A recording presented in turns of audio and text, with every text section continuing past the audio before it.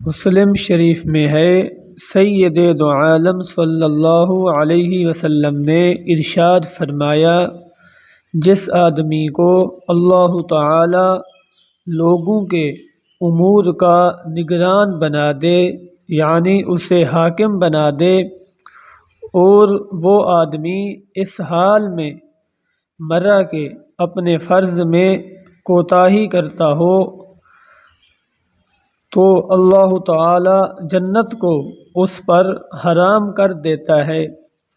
جبکہ دوسری روایت میں یوں الفاظ ہیں، آپ صلی اللہ علیہ وسلم نے فرمایا، جو حاکم مسلمانوں کے امور کا نگران بنے اور وہ ان کی بھلائی اور خیر خواہی کی کوشش نہ کرے، ایسا حاکم مسلمانوں کے ہمراہ جنت میں داخل نہیں ہوگا۔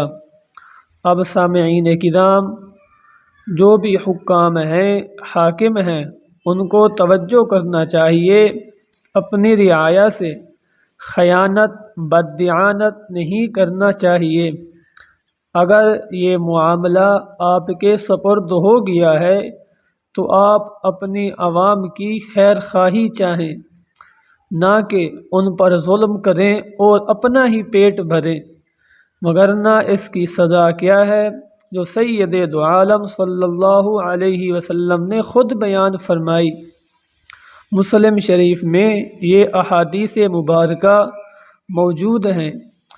امام مسلم نے باب بھی یہی بنایا، باب کا نام رکھا جس کا ترجمہ یہ ہے، رعایا سے خیانت کرنے والا حکمران جہنم کا مستحق بن جائے گا۔